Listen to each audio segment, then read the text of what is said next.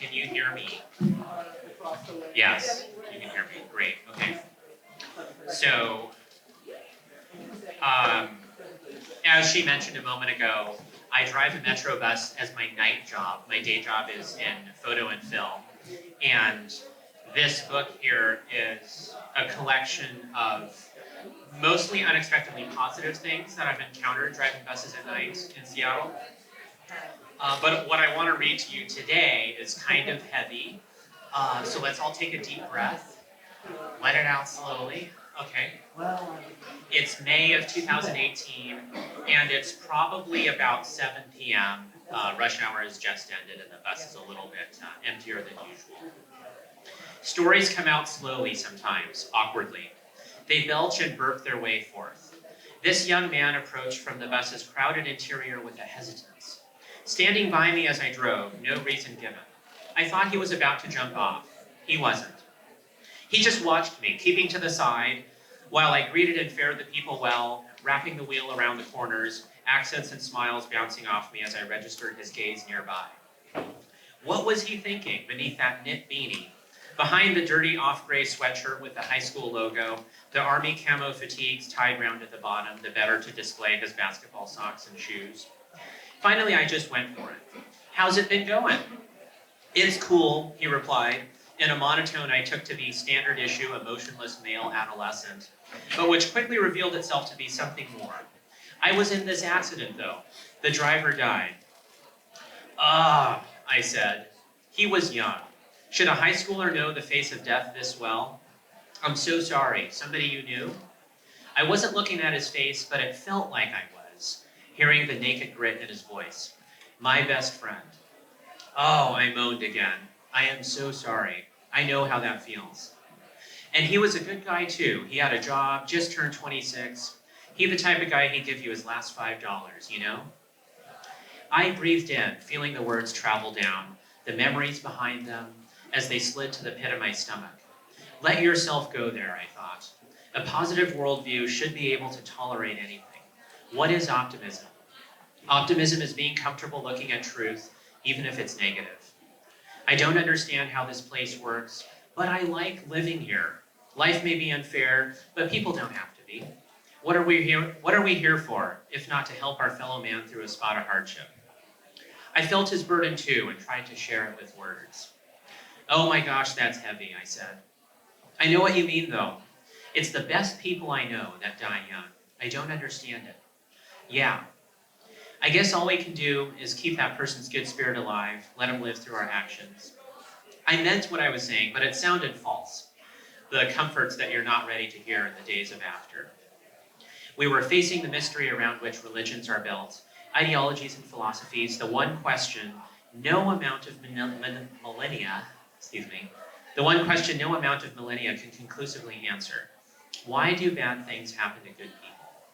It's the humanized condensation of yet a larger query. You've asked it even if you don't think you have. Why does order in the universe seem present sometimes and absent at others? Most human thought stems from this question, and it is our nature to ask it no matter how smartly the old universe keeps its secrets. We know we can never know, are not allowed to know, and yet, sure, he was a husky macho man of a teenager, but I knew the question lived in his mind also, the doubt. I found myself saying, yeah, because I used to think, when I was little, that if you're a good person, then you're going to live a long time. And that just ain't true at all. It's almost like it's the opposite, he murmured, or something. Do actions have consequences? He says, I think when it's your time, it's your time. Yeah, that makes sense, I nodded again. I'll take the suggestion of order, even if I can't comprehend it. Maybe it's not about the consequences.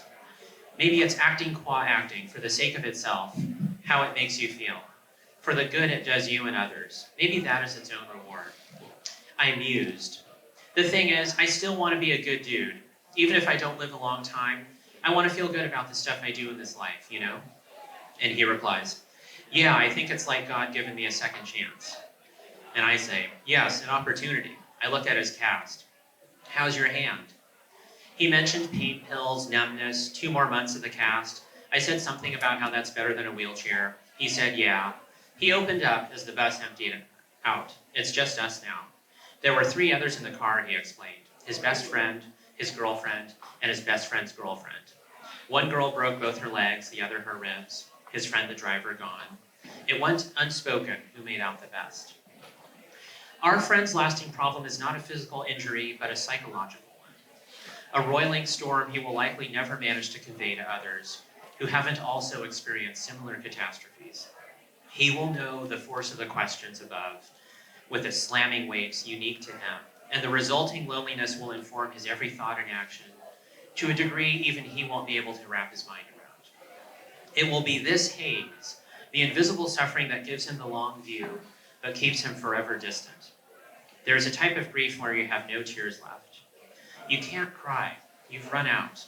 It sounds like you don't care, but you're just hoarse from a passion too big for your voice. That's where our boy was. We were at the terminal, standing outside the bus now. I listened as he reflected. We were going to the Paradise restaurant, just going to get something to eat. I guess he went to the real Paradise. Pause. And he was just 26, such a good guy. Like I said, he the type of guy he'd give you his last $5 if he needed it. That's such a good age, too, I said. I mean, you're all done with school, you're a new adult, finally doing something with your life, got all kinds of possibilities. And he says, yeah, man, I have nightmares every night. We used to see each other every day. Now it's like this? There's not much you can say after that. We ended on a note of God bless, genuine thankfulness at being alive.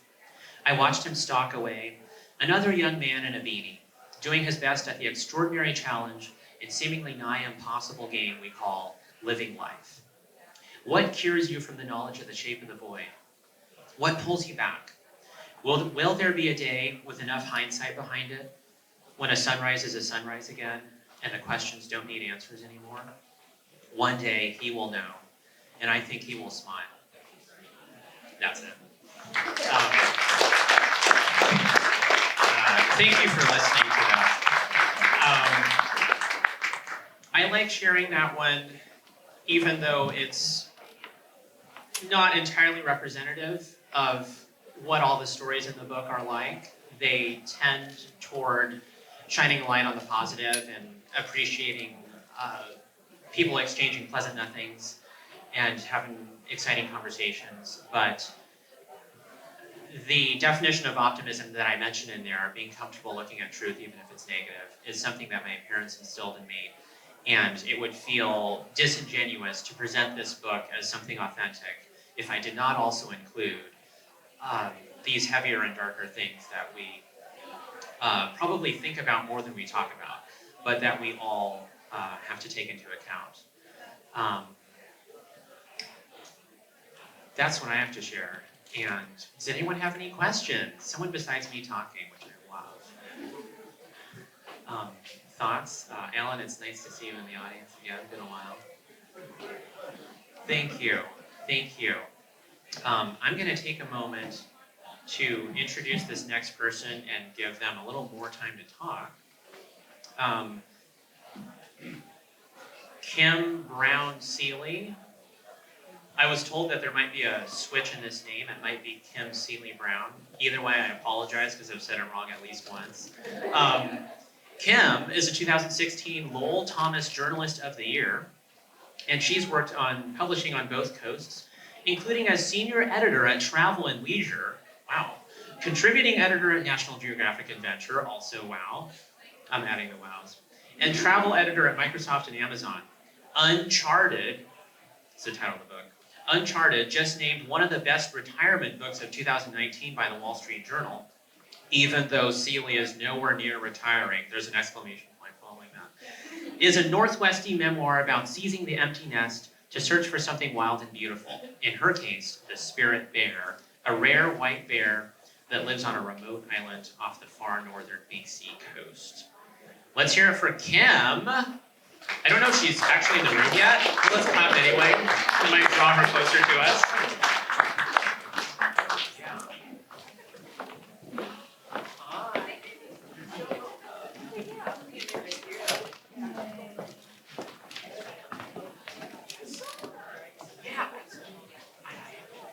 Amen. You're still welcome.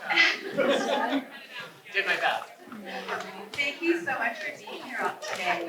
It's actually such a pleasure for me to see the Seattle writing community and reading community come out